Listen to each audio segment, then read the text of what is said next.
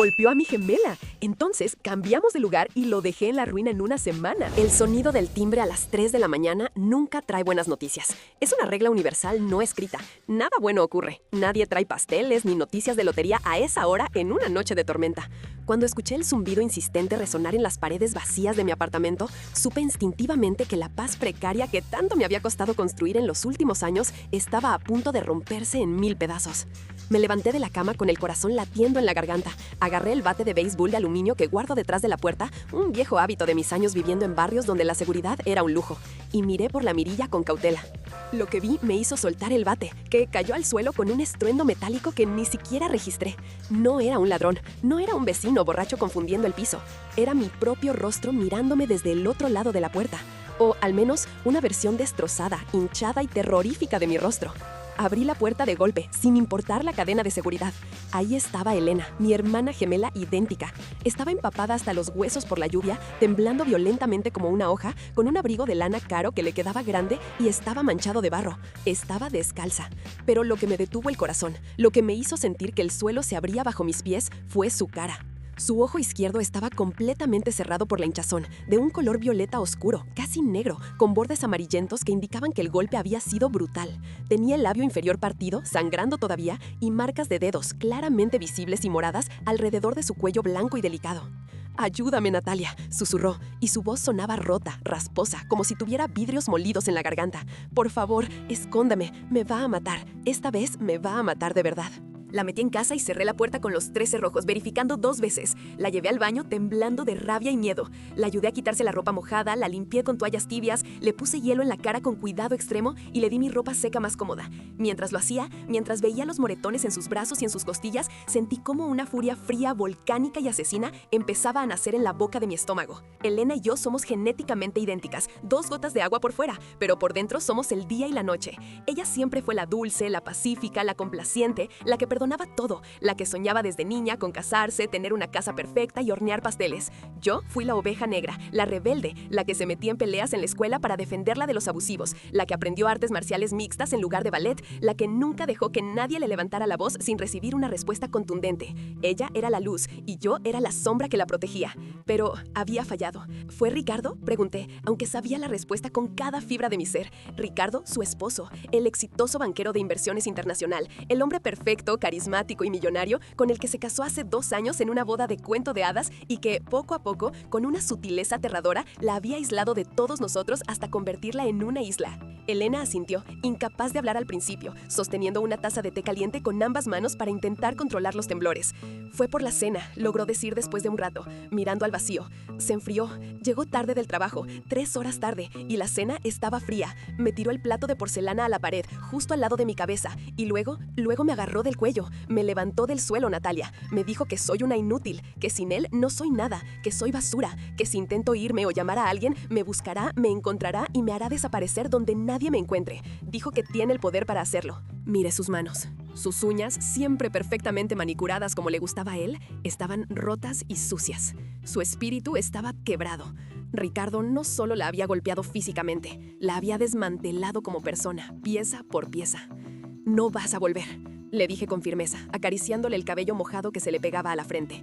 «Vas a quedarte aquí. Nadie sabe dónde vivo ahora. Me mudé hace 6 meses y no le di mi dirección a nadie de la familia extendida. ¿Estás segura?» «Pero él va a venir a buscarme, va a ir a casa de mamá, va a llamar a tus tíos. Es obsesivo, Natalia. No va a parar. Tiene mis documentos, mi pasaporte, mis tarjetas. No existo sin él». «Que busque», dije, sintiendo como un plan se formaba en mi mente, un plan oscuro y necesario. «Pero no te va a encontrar a ti». Una idea empezó a tomar forma, una idea peligrosa, loca, casi suicida, pero perfecta. Miré a mi hermana. A pesar de los golpes y la hinchazón, seguíamos siendo idénticas en estructura ósea, voz y gestos. Si me maquillaba el moretón, si me peinaba como ella, si adoptaba su postura. «Elena», dije suavemente, tomándole la barbilla para que me mirara. «¿Ricardo tiene algún viaje importante planeado pronto? ¿Siempre viaja por negocios a final de mes?» «Sí, se va a Tokio en 10 días. Es el cierre de un trato de fusión enorme. Es vital para su firma». «¿Por qué?» «Perfecto. 10 días. Es tiempo suficiente». «¿Suficiente para qué?» «Para destruirle la vida», dije, levantándome y caminando hacia el espejo del pasillo. «Escúchame bien, Elena. Tú te vas a quedar aquí. Vas a sanar. Vas a dormir, vas a comer. Yo voy a ir a tu casa. ¿Qué? No, estás loca. Elena se levantó de un salto, el pánico reflejado en su ojo sano. Te va a hacer daño, te va a matar si se da cuenta. Es un monstruo, Natalia, no tienes idea. No, Elena, a mí no me va a hacer daño, porque yo no soy tú.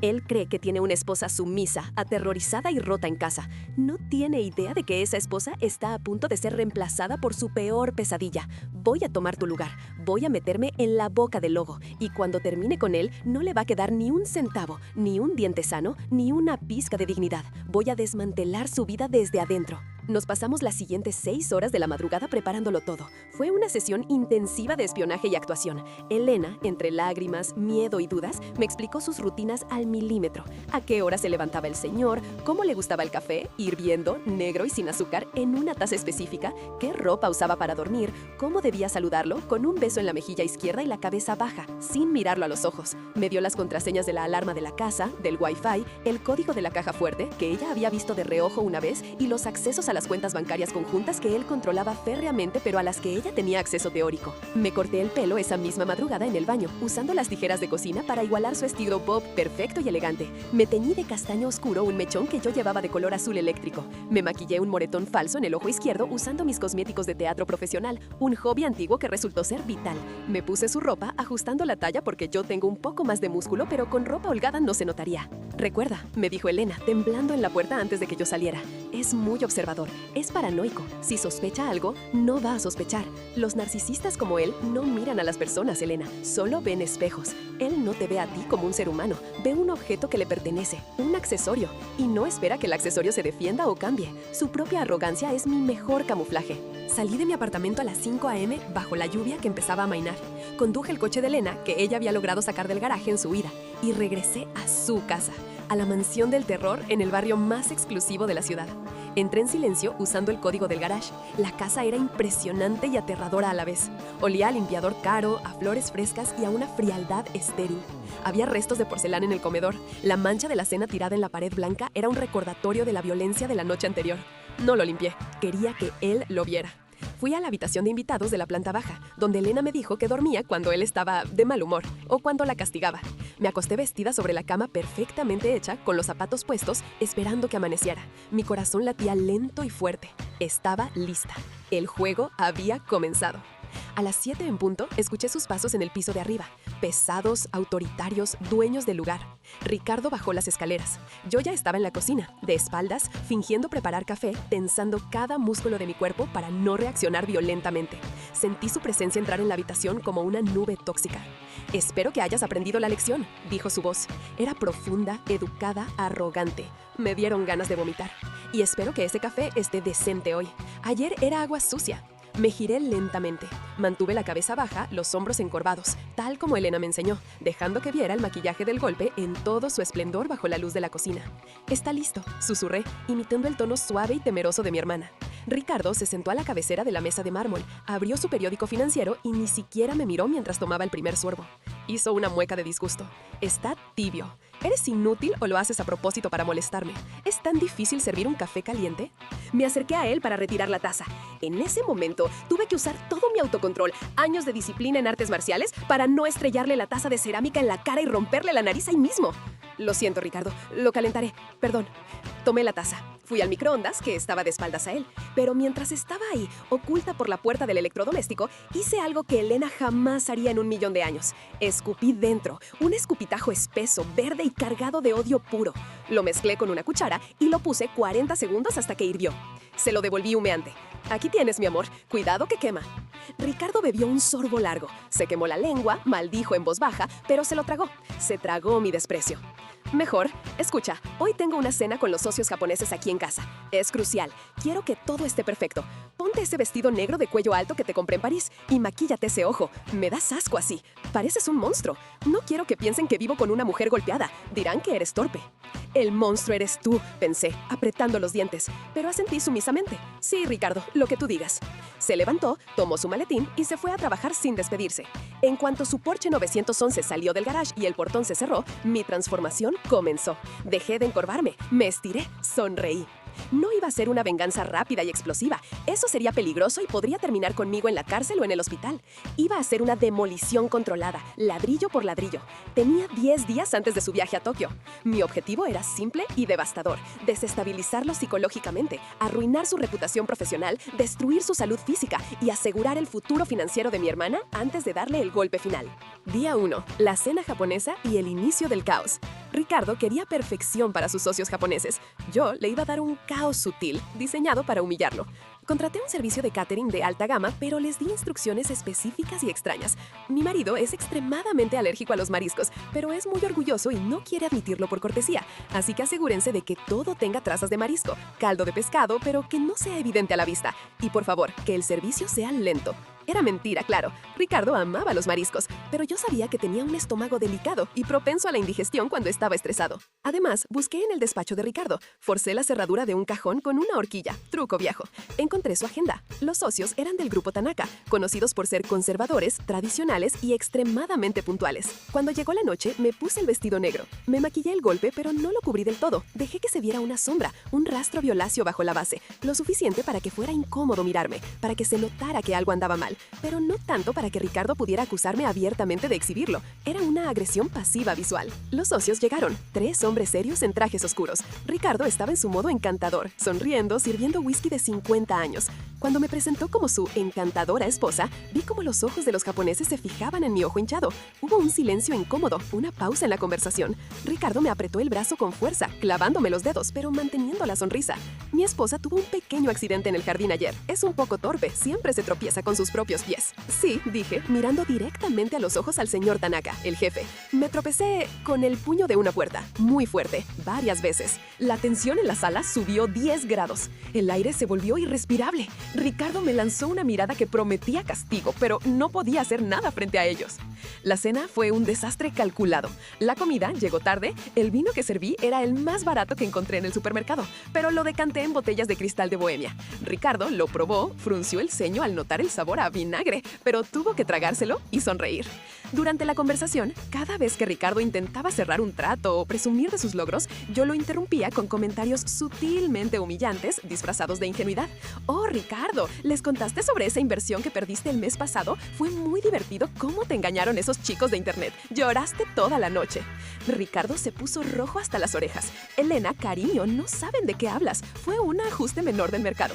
«Claro que sí, mi amor, cuando te encerraste en el baño a gritar». Los socios japoneses intercambiaron miradas de desaprobación. La imagen de hombre fuerte, estoico y exitoso se estaba resquebrajando frente a sus ojos. Al final de la noche, se fueron temprano, haciendo reverencias cortas y frías, sin firmar el contrato preliminar que Ricardo tanto necesitaba. Cuando cerró la puerta principal, Ricardo se volvió hacia mí como un toro herido. Estaba temblando de ira, con la vena de la frente palpitando. «¿Qué demonios te pasa, estúpida? Me has avergonzado. Has arruinado un contrato de millones de dólares. Te dije que te callaras». Levantó la mano derecha, abierta, para golpearme en la cara. Aquí es donde el guión cambió para siempre. Elena se habría encogido, habría cerrado los ojos, habría pedido perdón. Yo, no. Cuando su mano bajó buscando mi rostro, la intercepté en el aire. Bloqueé su muñeca con mi antebrazo izquierdo y con un movimiento fluido y rápido de Krav Maga que llevo practicando 5 años, le apliqué una llave de torsión en la muñeca, girándola hacia afuera y hacia abajo, y lo empujé hacia atrás usando su propio impulso. Ricardo perdió el equilibrio, tropezó con sus propios pies y cayó de culo sobre la alfombra persa con un ruido sordo. Se quedó mirándome desde el suelo, con los ojos desorbitados, sosteniéndose la muñeca dolorida. El shock en su rostro fue absoluto. No entendía qué había pasado. Su esposa, la sumisa, la débil, la que temblaba ante su voz, acababa de derribarlo físicamente. «No me vuelvas a tocar», dije. Mi voz ya no imitaba la de Elena. Era mi voz, fría, dura, peligrosa, vibrante de amenaza. «Si vuelves a levantarme la mano, te rompo el brazo en 3 partes. ¿Entendido?» Ricardo se levantó torpemente, retrocediendo, mirándome como si me hubiera salido otra cabeza. ¿Quién? ¿Te has vuelto loca? ¿Qué te pasa?» «Me he cansado, Ricardo. Me he cansado de ser tu saco de boxeo. Vete a dormir y cierra la puerta de tu cuarto con llave, porque si intentas entrar al mío esta noche, no respondo de mis actos». Se fue a su habitación, pálido, confundido. Escuché el cerrojo de su puerta cerrarse. Esa noche, el depredador sintió miedo en su propia casa por primera vez. Día 3. La guerra psicológica y el gaslighting inverso. Después del incidente de la cena y la llave de brazo, Ricardo estaba profundamente confundido. Me miraba de reojo, analizándome, tratando de entender si su esposa había tenido un brote psicótico o si había tomado alguna droga. No se atrevía a gritarme ni a tocarme, pero la tensión en la casa era eléctrica. Decidí subir la apuesta. Iba a usar sus propias armas contra él, el gaslighting. Sabía que Ricardo era obsesivo con su imagen física y su salud. Era un hipocondríaco narcisista que se pesaba 2 veces al día. Empecé a alterar su entorno físico. Cambié sus pastillas de vitaminas diarias por laxantes suaves de efecto retardado. No lo suficiente para deshidratarlo o mandarlo al hospital, pero sí para mantenerlo corriendo al baño, con cólicos, débil e inseguro. Por las noches, mientras él dormía profundamente, gracias a unas gotas de somnífero que puse en su agua, me dedicaba a coser. Cosí sus trajes de diseñador, metiéndoles apenas unos milímetros en la cintura, en los muslos y en los hombros. Unos milímetros cada día. Por la mañana del tercer día, lo vi luchando frente al espejo para abrocharse el pantalón del traje. Se miraba, confundido, chupando la barriga. ¿Estoy engordando?, murmuró, visiblemente angustiado. Pero si no he comido casi nada con este dolor de estómago. ¿Te ves hinchado, Ricardo?, le dije desde la puerta, comiendo una manzana verde con crujidos sonoros y despreocupados. ¿Debe ser el estrés o la edad? El metabolismo cambia a los 40. Te estás poniendo fofo, cariño. Se te nota en la cara también. El comentario le dio en el centro de su ego. Se fue al trabajo furioso, incómodo en su propia ropa y sintiéndose físicamente miserable. Mientras él no estaba en la oficina, me dediqué a su destrucción financiera y legal. Elena me había dado acceso a la computadora de la casa, donde él guardaba sus archivos seguros bajo carpetas con nombres aburridos como Facturas 2020. Resulta que Ricardo no era solo un abusador doméstico, era un delincuente de cuello blanco. Encontré hojas de cálculo con contabilidad doble. Estaba desviando fondos de los clientes VIP de su banco a cuentas privadas en las Islas Caimán y Panamá. Estaba robando millones a la gente que confiaba en él. Hice copias de todo en un disco duro externo. Se lo envié encriptado a un amigo mío de la universidad que ahora es un periodista de investigación respetado, con instrucciones claras. Investiga esto, verifica las fuentes, pero no publiques nada hasta que yo te dé la señal verde. Mi vida depende de ello. Día 5. El sabotaje social público. Ricardo tenía su evento anual de caridad en el club de golf. Era el evento del año para él, la noche donde se codeaba con la élite de la ciudad, políticos y empresarios, y fingía ser un filántropo generoso y un hombre de familia ejemplar. Me exigió que fuera a pesar de la tensión entre nosotros. Me necesitaba como accesorio.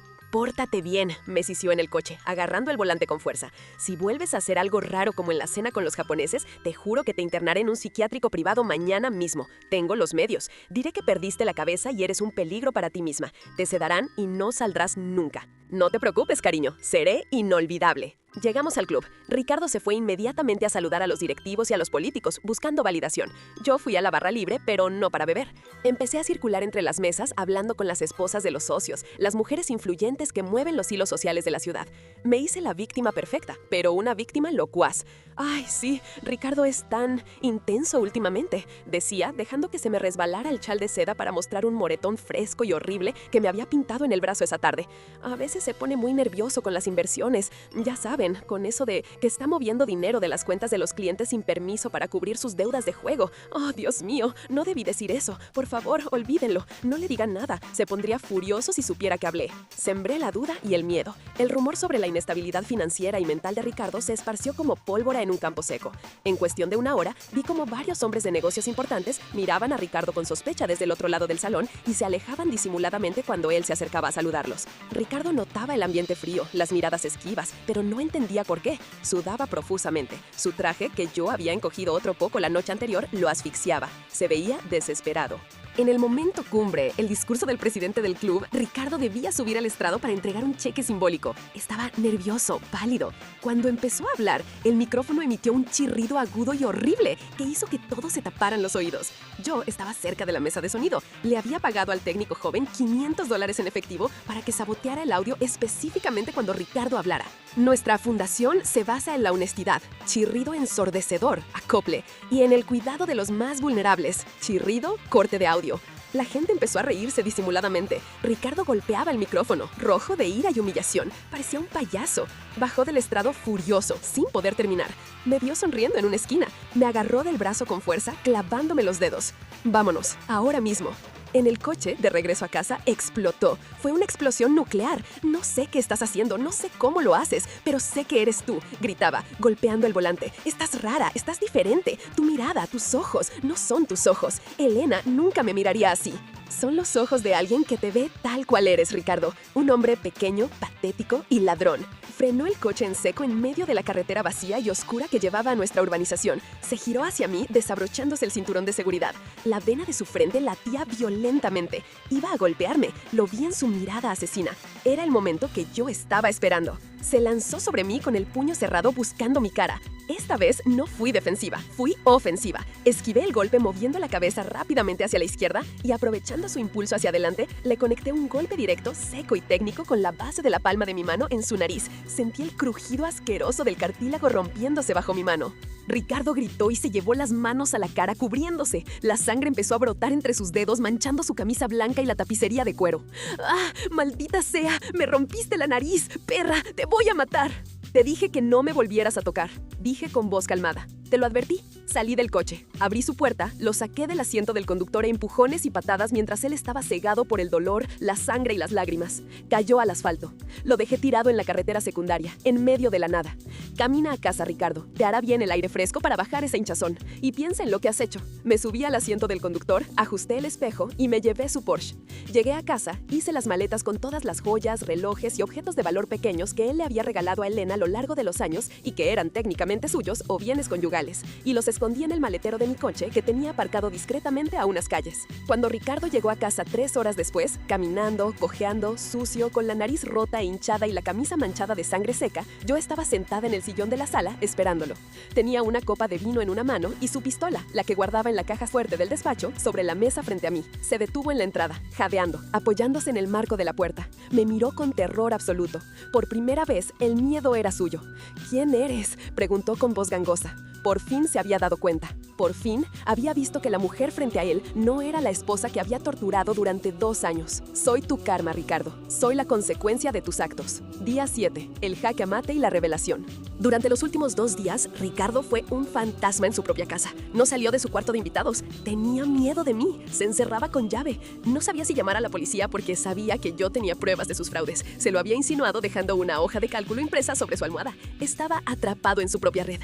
Pero el día de su viaje a Tokio era hoy. Tenía que irse. Era su única oportunidad de cerrar el trato que salvaría su empresa, que ya estaba tambaleándose por los rumores financieros que yo había iniciado y por el retiro de varios clientes importantes. Bajó las escaleras con sus maletas. Tenía la nariz vendada con una férula y los 2 ojos morados. Justicia poética absoluta. Se veía derrotado. Me voy, dijo, sin mirarme, dirigiéndose a la puerta. Cuando vuelva, tú no estarás aquí. Voy a tramitar el divorcio. Te voy a dejar sin nada. Voy a echarte a la calle. Buen viaje, Ricardo. Que disfrutes el vuelo. Salió hacia el aeropuerto en un taxi, porque yo tenía las llaves de todos sus coches. En cuanto el taxi dobló la esquina, ejecuté la fase final, la fase nuclear. Llamé a mi amigo periodista. Públicalo. Todo. Ahora. Llamé a la policía, a la unidad de delitos financieros, anónimamente. Quiero reportar un fraude masivo y lavado de dinero. Tengo las pruebas físicas en la casa. Llamé a Elena. Ven, ya es seguro. Trae el camión de mudanzas que contratamos. En 1 hora, la noticia del fraude de Ricardo estaba en todos los portales financieros y noticieros. Banquero prominente acusado de desfalco millonario. Sus cuentas en el extranjero fueron expuestas, con números de cuenta y saldos. Las fotos de sus libros contables dobles estaban en Twitter. Mientras tanto, Elena y yo, con ayuda de unos amigos míos del gimnasio, vaciamos la casa. No dejamos nada que fuera de valor para él o que pudiera vender para pagar abogados. Muebles caros, cuadros de arte, electrónica, su colección de vinos. Todo lo que Elena había ayudado a pagar o a elegir, o que compensaba su sufrimiento. Dejamos la casa como un cascarón vacío, solo paredes y ecos. Pero la mejor parte, la cereza del pastel, fue la sorpresa en el aeropuerto. Sabía que Ricardo, al ver las noticias en su teléfono mientras iba al aeropuerto, intentaría huir. No tomaría el vuelo a Tokio por negocios, tomaría el primer vuelo a un país sin extradición. Pero yo me había anticipado. Días antes, había cosido un pequeño paquete con 50 gramos de cocaína pura en el forro interior de su maletín de mano de cuero, ese que nunca soltaba. Y justo cuando calculé que estaba pasando por seguridad, hice una llamada anónima a la policía aeroportuaria alertando sobre un pasajero que traficaba sustancias y divisas. No es ético, lo sé, plantar drogas es sucio, pero él golpeaba a mi hermana hasta dejarla inconsciente y la amenazaba de muerte. La ética se fue por la ventana hace mucho tiempo. Esto era guerra. Recibí la llamada de mi contacto en el aeropuerto una hora después. Ricardo había sido detenido en el control de seguridad. Los perros marcaron el maletín. Encontraron la droga. Al revisar sus antecedentes en el sistema, en ese momento, saltó la alerta roja de la fiscalía por el fraude financiero que acababa de destaparse en las noticias y por la denuncia anónima. Lo detuvieron, sin fianza, riesgo de fuga. Esa tarde, fui a visitarlo a la estación de policía central antes de que lo trasladaran al penal. Me permitieron verlo brevemente en una sala de interrogatorios porque todavía creían que era su esposa preocupada y él no había tenido tiempo de llamar a un abogado. Entré en la sala. Ricardo estaba esposado a la mesa metálica, con el traje arrugado, la nariz rota palpitando y una expresión de desesperación total. Cuando me vio entrar, sus ojos se iluminaron con una mezcla de odio, esperanza y confusión. «Elena, gracias a Dios», dijo rápido. «Tienes que decirles que es un error. Tienes que llamar a mi abogado. Tienes que sacarme de aquí. Esa droga no es mía. Alguien me la puso. Fue una trampa. Tienes que ayudarme». Me senté frente a él con calma. Me quité las gafas de sol que llevaba, saqué una toallita húmeda desmaquillante de mi bolso y, lentamente, deliberadamente, me limpié el maquillaje del ojo izquierdo. La base de maquillaje se disolvió. Debajo no había nada. No había moretón. Mi piel estaba intacta, sana, perfecta. Ricardo parpadeó, incrédulo. Su cerebro colapsó. ¿Tu ojo? ¿Cómo? Pero si estaba morado. Sonreí, una sonrisa depredadora, la mía, la de Natalia. El sonido que hizo su garganta fue algo entre un gemido de animal herido y un ahogo. Se quedó sin aire. La comprensión le golpeó más fuerte que mi puño en la nariz. ¿Gemela? ¿Natalia? Pero tú, la cena, el golpe, la cocina. Elena ha estado segura en mi casa todo este tiempo, sanando las heridas que tú le hiciste, recuperando su fuerza. Yo fui quien te sirvió el café con escupitajo. Yo fui quien te rompió la nariz en la carretera. Yo fui quien te puso laxantes en la comida. Yo fui quien filtró tus cuentas a la prensa. Y yo fui quien puso la droga en tu maleta para asegurarte de que te pudras en este agujero y no puedas huir. «¡Eres un monstruo!», gritó, tratando de lanzarse sobre mí a través de la mesa, pero las esposas lo retuvieron con un clangor metálico. «¡Voy a matarte!». «No, Ricardo. Tú creaste al monstruo. Tú golpeaste a la hermana equivocada. Elena es buena. Elena es dulce. Elena es un ángel que nunca te hubiera hecho esto, a pesar de que te lo merecías. Pero yo soy el infierno y acabas de quemarte». Me levanté y me dirigí a la puerta de metal. Por cierto, vaciamos la casa y las cuentas conjuntas. Elena tiene el dinero suficiente para empezar una nueva vida lejos de ti, en otro país. Y tú, bueno, espero que te gusten tus nuevos compañeros de celda. Escuché que en la prisión federal no les gustan los hombres que golpean a mujeres ni los banqueros estafadores. Vas a ser muy popular. ¡Espera! No puedes dejarme así. Soy tu cuñado. Mírame, dije sin girarme, con la mano en el pomo. Ya lo hice. Disfruta tu estancia. Salí de la estación de policía y sentí el sol de la tarde en la cara. Saqué mi teléfono y llamé a Elena. ¿Natalia? Su voz sonaba ansiosa al otro lado. ¿Estás bien? Ya está hecho, hermanita. Se acabó. Está preso. No va a salir en mucho tiempo. ¿De verdad? Empezó a llorar. ¿Soy libre? De verdad. Eres libre y rica. Esa noche, Elena y yo cenamos en mi apartamento. Ella todavía tenía el moretón, aunque ya se estaba poniendo amarillo y sanando. Pero por primera vez en 2 años, sonreía de verdad, con los ojos brillantes de esperanza. Ricardo fue condenado a 15 años por fraude masivo, lavado de dinero y posesión de drogas con intento de distribución. Perdió su licencia de abogado, su dinero fue incautado o gastado en defensas inútiles y perdió su libertad. En la cárcel, según me enteré por contactos, le rompieron la nariz otra vez en una pelea.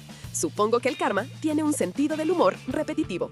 Elena está en terapia, recuperándose. Ha vuelto a pintar, que era su pasión. Vive conmigo por ahora, pero está buscando su propio lugar en una ciudad costera. Hemos recuperado el tiempo perdido como hermanas. Y yo, bueno, guardé el bate de béisbol detrás de la puerta de nuevo. Espero no tener que usarlo nunca más. Pero si alguien, alguna vez, vuelve a tocar a mi hermana o a intentar hacernos daño, ya saben que no soy la gemela con la que quieren meterse. A veces, la justicia no viene de un juez con mazo. A veces, viene de una hermana gemela con un plan, un poco de maquillaje y mucha rabia acumulada.